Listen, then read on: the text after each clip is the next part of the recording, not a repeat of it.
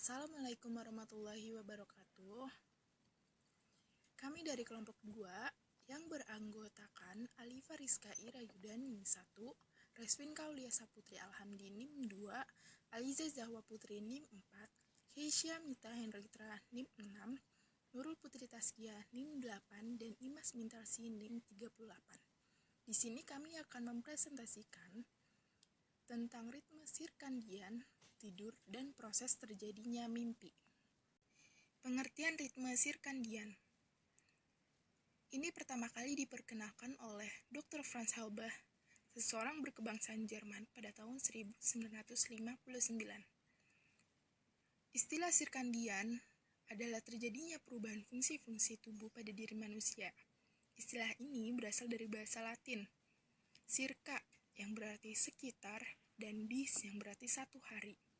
Jadi yang disebut sirkadian adalah perubahan fungsi-fungsi tubuh pada diri manusia yang terjadi dalam satu hari. Karena perubahan fungsi-fungsi tubuh tersebut mengikuti satu ritme tertentu, maka konsep sirkadian ini lebih dikenal dengan sebutan ritme sirkadian. Tayari dan Smith 1997 mendefinisikan ritme sirkadian sebagai proses-proses yang saling berhubungan yang dialami tubuh untuk menyesuaikan dengan perubahan waktu selama 24 jam. Fungsi-fungsi tubuh yang dimaksud antara lain suhu badan, tingkat metabolisme, kesiagaan, detak jantung, tekanan darah, pola tidur dan bangun, kemampuan mental, dan komposisi kimia tertentu pada tubuh. Fungsi-fungsi tubuh tersebut akan meningkat atau sangat aktif pada siang hari, tetapi akan menurun atau tidak aktif pada malam hari, atau sebaliknya. Masa selama siang hari disebut sebagai fase ergotropik, di mana kinerja manusia berada pada puncaknya, sedangkan masa malam hari disebut fase tropik, di mana terjadi proses istirahat dan pemulihan tenaga. Terdapat dua faktor yang mempengaruhi ritme biologis. Yang pertama faktor internal atau disebut endogenous. Yang kedua faktor eksternal yang biasa disebut exogenous. Faktor internal merupakan faktor yang berasal dari dalam diri individu. Beberapa peneliti percaya bahwa pusat internal dari ritme ini terletak di suatu area di otak yang disebut suprachiasmatic nuclei atau yang disingkat SCN. Namun hal ini belum dapat dibuktikan secara ilmiah dan sampai saat ini masih menjadi perdebatan. Yang kedua, faktor eksternal. Berhubung dengan lingkungan natural di luar tubuh seperti siklus gerak, siang atau malam, suhu ruang, perubahan-perubahan musim, interaksi sosial dengan individu yang lain, serta waktu atau jam makan yang semuanya mempengaruhi siklus aktivitas fungsi-fungsi tubuh. Karena ritme biologis ini berulang dalam rentang waktu kurang lebih 24 jam dan dipengaruhi oleh faktor eksternal, terutama gelap, terang, atau siang dan malam, dan sebagainya, maka ritme atau pola atau siklus ini dapat dikaitkan dengan satuan waktu, yakni jam. Sehingga ritme sirkadian juga sering disebut atau diasosiasikan dengan jam biologis tubuh manusia. Next, jam biologis tubuh manusia. Mengapa saat malam kita mengantuk? Jawabannya adalah karena adanya hormon melatonin. SCN akan memerintahkan tubuh untuk sekresi hormon melatonin ini saat hari sudah gelap. Selanjutnya, hormon melatonin akan memerintahkan tubuh untuk beristirahat.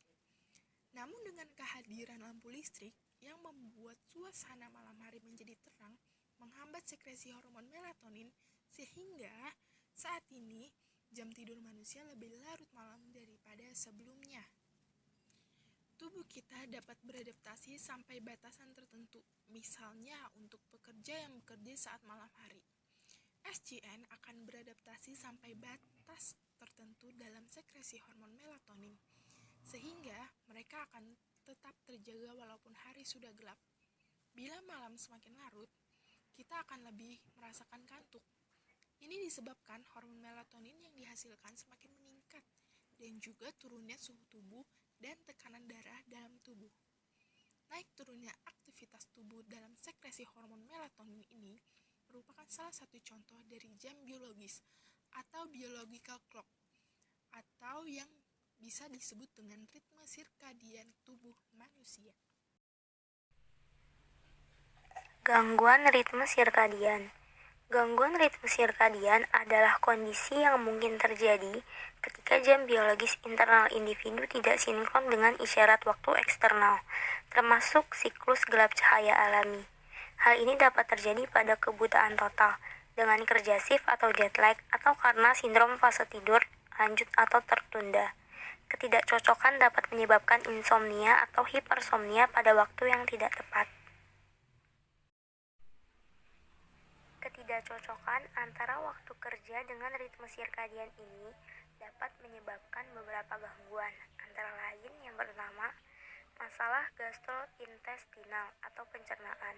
Seseorang yang bekerja pada malam hari memiliki kecenderungan untuk menderita gangguan pencernaan. Hal ini disebabkan karena adanya ritme sirkadian yang turun naik, sehingga menciptakan kesulitan pada lambung untuk mencerna makanan pada malam hari. Yang kedua, meningkatnya resiko penyakit jantung karena tekanan-tekanan pada jantung akibat aktivitas berat di malam hari. Ketiga, gangguan afektif musiman. Gangguan afektif musiman adalah gangguan mood berulang terkait dengan depresi dan kantuk yang berlebihan selama musim dingin. Hal ini disebabkan oleh kurangnya cahaya terang mencapai jam biologis dalam inti suprakiasmatik, daerah kecil otak. Pengobatannya adalah penggunaan kotak cahaya untuk artifisial memperpanjang hari. D. Chronic fatigue syndrome atau sindrom kelelahan kronis ditandai dengan kelelahan berkepanjangan dijelaskan yang tidak membaik dengan istirahat dan diperburuk oleh aktivitas fisik atau mental.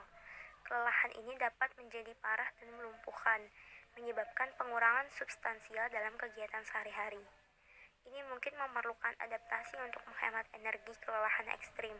Ada sejumlah gejala yang terkait dan kondisi medis lainnya yang harus dikeluarkan sebelum CVS dapat didiagnosis. Yang kelima, jet lag.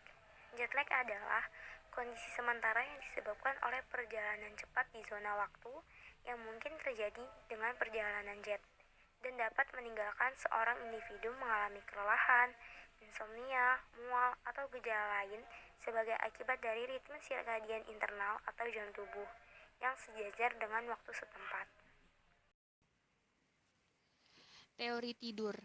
Berikut ini adalah 3 teori utama yang muncul. Yang pertama ada perbaikan dan restorasi teori tidur. Teori ini menunjukkan bahwa tidur NREM penting untuk memulihkan fungsi fisiologis, sementara tidur REM sangat penting dalam memulihkan fungsi mental. Dukungan untuk teori ini disediakan oleh penelitian yang menunjukkan periode peningkatan tidur REM. Berikut periode kurang tidur dan aktivitas fisik yang berat. Selama tidur, tubuh juga meningkatkan laju pembelahan sel dan sintesis protein. Lanjut menunjukkan bahwa perbaikan dan pemulihan terjadi selama periode tidur. Yang kedua, teori evolusi tidur.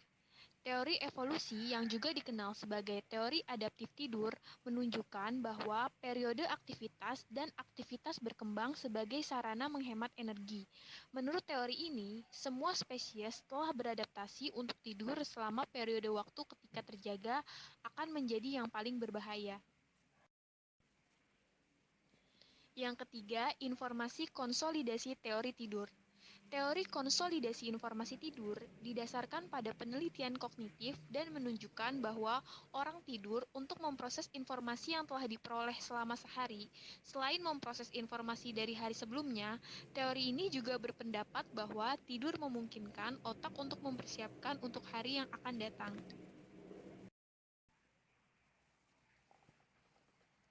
Ritme atau tahapan biologis tidur. Tahap tidur berhubungan dengan banyak sekali perubahan elektrofisiologis yang terjadi di seluruh otak. Tahap 1.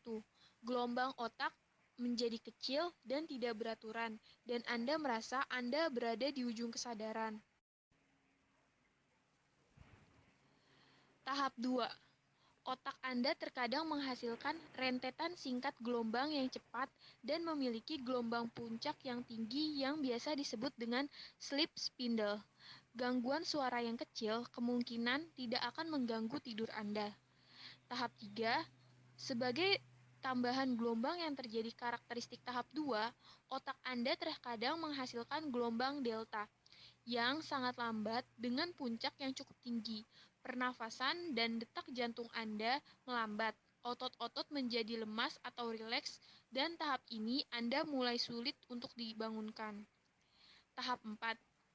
Gelombang delta mengambil alih sebagian besar aktivitas dan Anda berada dalam tidur dalam.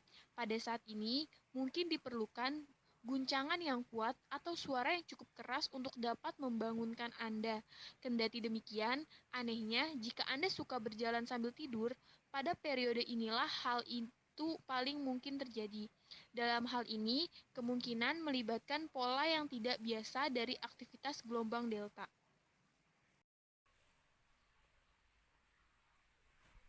Tidur normal seseorang akan melalui beberapa siklus tidur yang mencakup tahap tidur REM dan tahap tidur non-REM.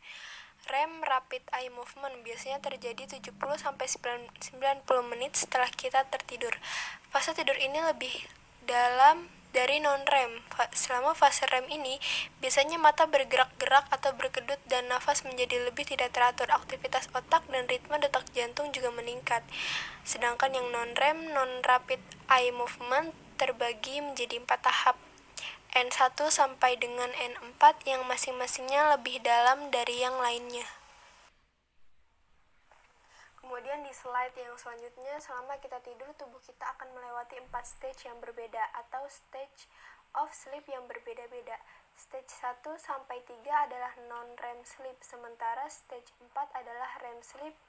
Kita akan naik stage-stage ini sebanyak 4 sampai 5 kali selama kita tidur dalam kurun waktu 6 sampai 9 jam, dan inilah yang disebut sleep cycle atau siklus tidur. Selama tidur, seseorang biasanya melewati setidaknya 3 tahapan dalam non-REM sebelum masuk ke fase REM. Siklus atau perputaran antara dua fase ini akan terus berulang selama tidur, yang masing-masingnya membutuhkan waktu antara 1 sampai 2 jam. Dan siklus ini dapat berulang sekitar 3 hingga 4 kali dalam satu malam.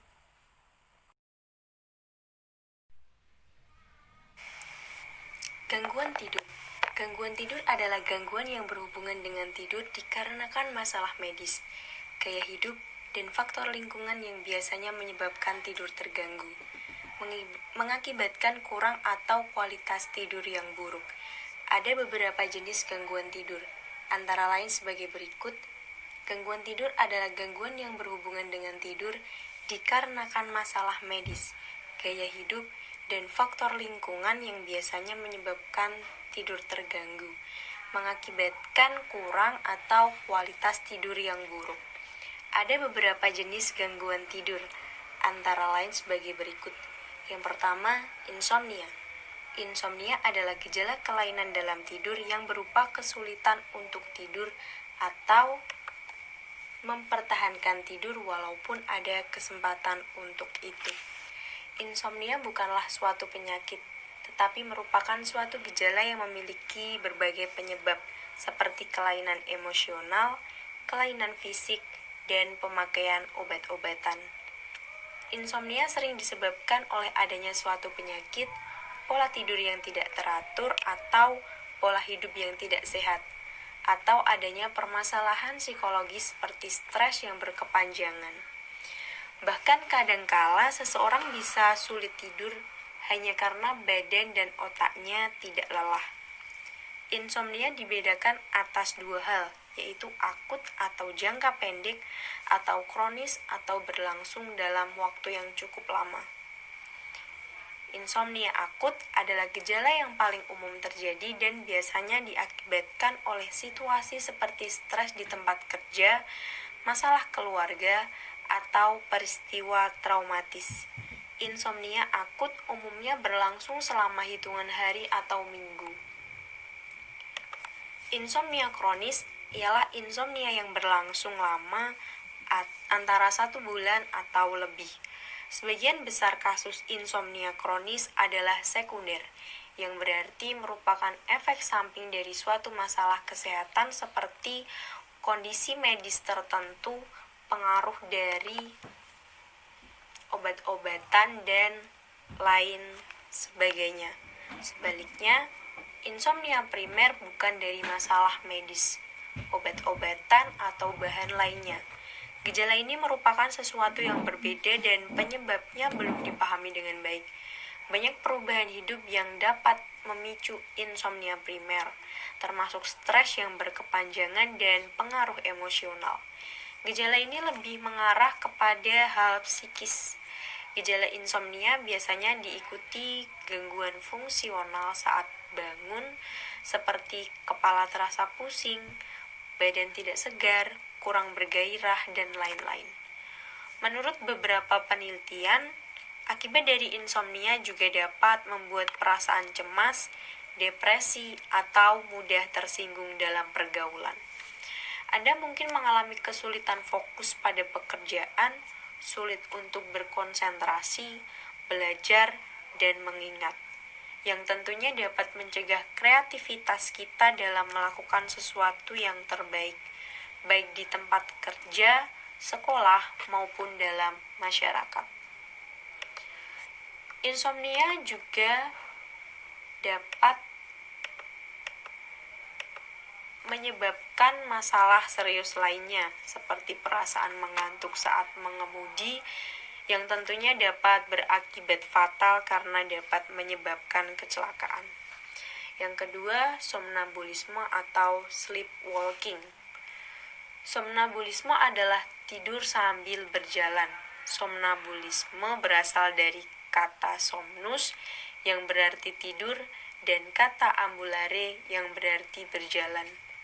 Penderita tidur sambil berjalan dan berbuat sesuatu seperti dalam keadaan trance. Tampaknya pasien tidak sadar melakukan kembali beberapa pengalaman seperti yang pernah dilakukannya atau sewaktu bangun atau jaga selagi dia tidur. Sebabnya ialah pengalaman-pengalaman yang mencemaskan atau syok emosional yang belum terselesaikan yang mengakibatkan timbulnya disosiasi. Dan secara dramatis pengalaman-pengalaman tadi diulang kembali dalam tidurnya. Ketika dalam trance, waktu tidur itu pasien biasanya didominir oleh satu ide yang kemudian tidak disadari lagi ketika dia bangun.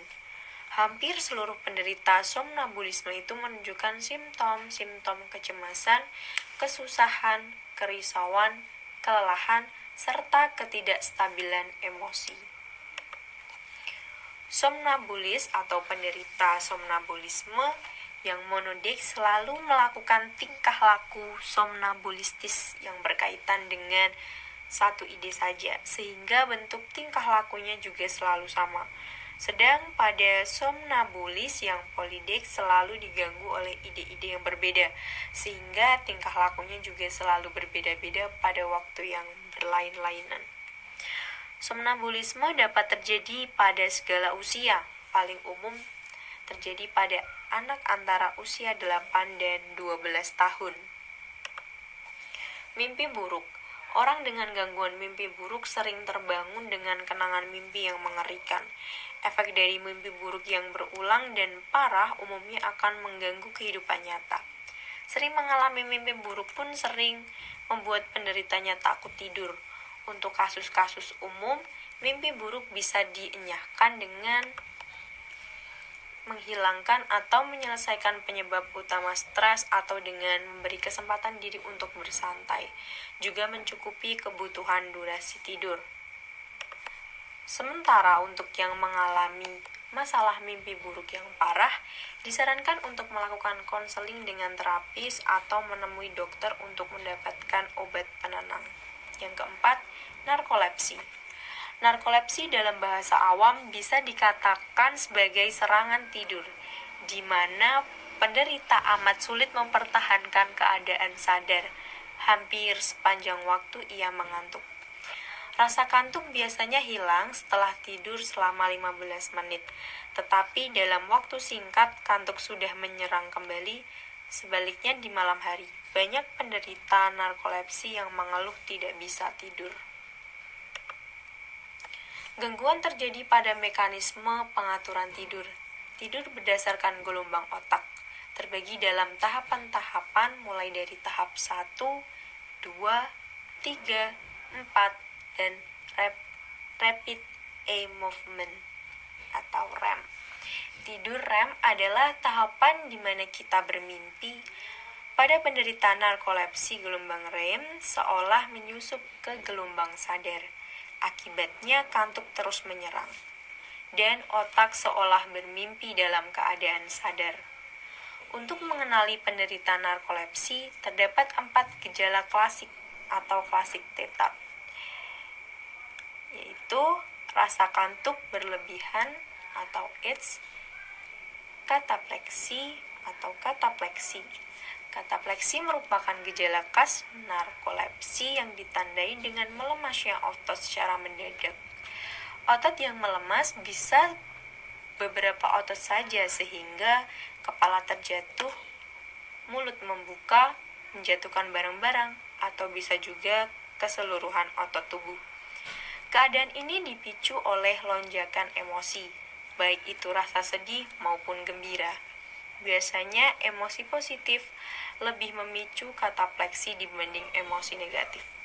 Pada sebuah penelitian, penderita narkolepsi diajak menonton film komedi, dan saat ia terpingkal-pingkal, tiba-tiba ia terjatuh lemas, seolah tak ada tulang yang menyangga tubuhnya. Selanjutnya, paralisis atau kelumpuhan saat tidur. Kelumpuhan tidur adalah kelumpuhan otot volunter secara umum yang terjadi pada waktu awal tidur. Peristiwa ini mungkin disertai rasa dikejar-kejar atau perasaan akan adanya bahaya yang akan datang. Teror yang timbul dalam peristiwa tersebut baru dapat diceritakan oleh pasien beberapa tahun kemudian. Peristiwa ini juga dibatalkan dengan sentuhan sederhana. Kelumpuhan yang timbul pada pasien narkolepsi tersebut diperkirakan sebagai akibat dari inhibisi motor yang sama seperti yang terjadi pada tidur REM. Kelumpuhan saat tidur tanpa disertai narkolepsi dapat terjadi pada orang sehat yang kurang tidur, tetapi juga seringkali terlihat pada pasien dengan depresi.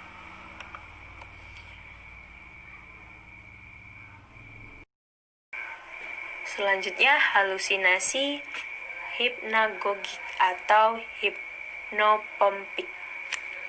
Kondisi mimpi yang menyusup ke alam sadar bermanifestasi sebagai halusinasi. Penderita narkolepsi biasanya berhalusinasi seolah melihat orang lain di dalam ruangan. Orang lain tersebut bisa orang yang dikenal, teman, keluarga, sekedar bayangan, hantu, atau bahkan makhluk asing, tergantung pada latar belakang budaya penderita. Dengan gejala-gejala yang tidak biasa ini, tidak jarang keluarga menganggap penderita narkolepsi mengidap gangguan jiwa. Yang kelima, apnea tidur atau tidur apnea. Apnea tidur berasal dari bahasa Inggris. Sleep apnea atau sleep apnea adalah gangguan tidur dengan kesulitan bernapas. Apnea yang artinya tanpa napas. Berulang kali ketika sedang tidur, ada 2 jenis sleep apnea, sentral dan obstruktif. Terdapat juga jenis campuran. Orang yang menderita hal ini biasanya tidak sadar walaupun setelah bangun. Sleep apnea dikenali sebagai masalah oleh orang lain yang mengamati, atau dapat dikenali dari akibatnya terdapat tubuh sequelae. Diagnosa sleep apnea dilakukan dengan polisomnografi.